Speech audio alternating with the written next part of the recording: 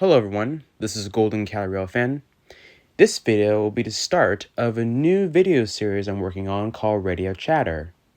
In this series of videos, I'll be discussing about rail topics and events that are going on around the state of California, specifically around the Bay Area mostly, and possibly other areas as well. In this very first episode of Radio Chatter, I'll be discussing about current challenges that are affecting Amtrak's Capital Corridor and San Joaquin's trains, and additionally look at a potential solution from Caltrain that will help resolve this growing issue. So let's dive in, shall we? The Capital Corridor Joint Powers Authority and the San Joaquin's Joint Powers Authority are two rail operators that work with Amtrak to provide intercity rail services like the Capital Corridor that runs between Sacramento and San Jose, California, and the San Joaquin's that runs between Oakland to Bakersfield or Sacramento to Bakersfield.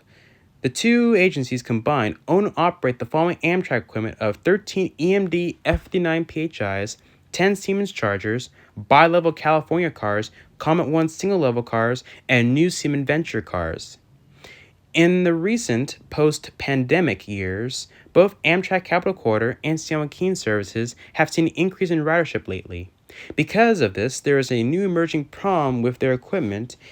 In a recent blog post from the Capital Corridor website, they've stated that there was a temporary service disruption on both Capital Corridor and San Joaquin trains. The reason for this is due to locomotive and passenger car repair work that is needed, and the work will begin from September 4th through September 19th, 2025. Because of the locomotive and car repair work, the Capital Corridor had to temporarily cancel weekday trains number 520, 534, 535, and 549 as of September 3rd, 2025. The San Joaquins also had to cancel trains number 714 and 711 around the same time as well. This problem will cause service delays for Amtrak commuters as well as a shortage of equipment needed to handle the additional amount of commuters. Since both agencies have so little equipment on hand, the two agencies are desperately looking for a solution to resolve their passenger equipment shortage.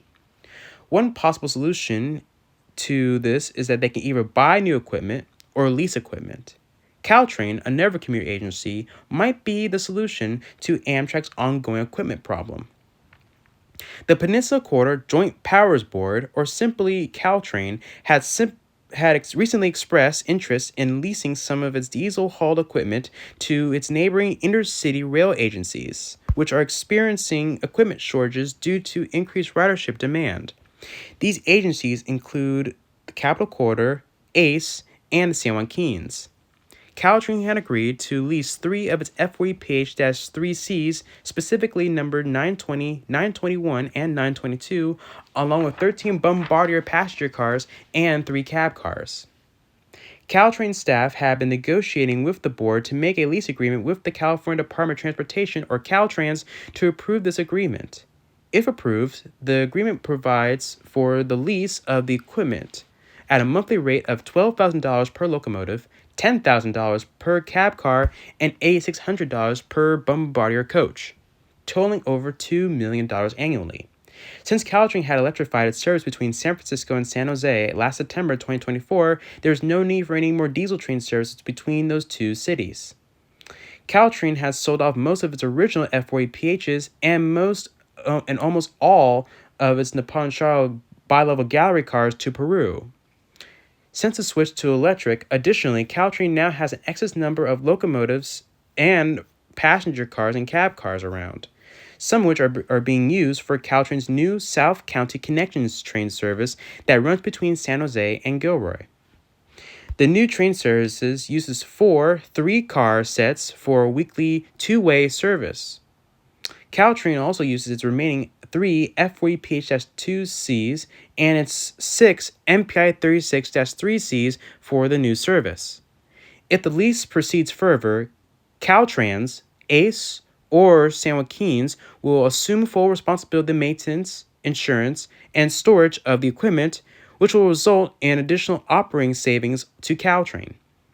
On August 27, 2025, the board approved the lease of the 3 F40PHs and 13 Bombardier coaches and 3 cab cars to Caltrans and the San Joaquin's Regional Rail Commission for 5 years. This new lease will aid the Capital Corridor and the San Juan Keynes trains. This will allow additional locomotives and rolling stock to be used for the increasing number of passengers for their services, which will relieve both agencies from their locomotive and rolling stock shortages. Caltrain had plans to retire the remaining 3 F40s from its roster in favor of getting new Stadler EMUs in the future. When the equipment is moved to Caltrans, it will allow Caltrain to proceed in purchasing the new Stadler equipment to replace the 3 F40s. For now, Caltrain still uses its remaining F40s for the South County Connection trains, but it may not last for long. If I were a Railfanner, I would take as much videos and photos as you can of these locomotives and rolling stock before they're replaced by EMUs. Thank you to everyone who has listened in to this video. You guys have been a very phenomenal audience, and I always enjoy sharing information like this with you. If it happens already, before you leave, make sure to like, comment below, and subscribe for more amazing videos like this. I would love to read your comments and thoughts about the lease agreement between Caltrain and Amtrak. Well, that's all for now. Until next time, this is Golden Cali Railfan, signing out.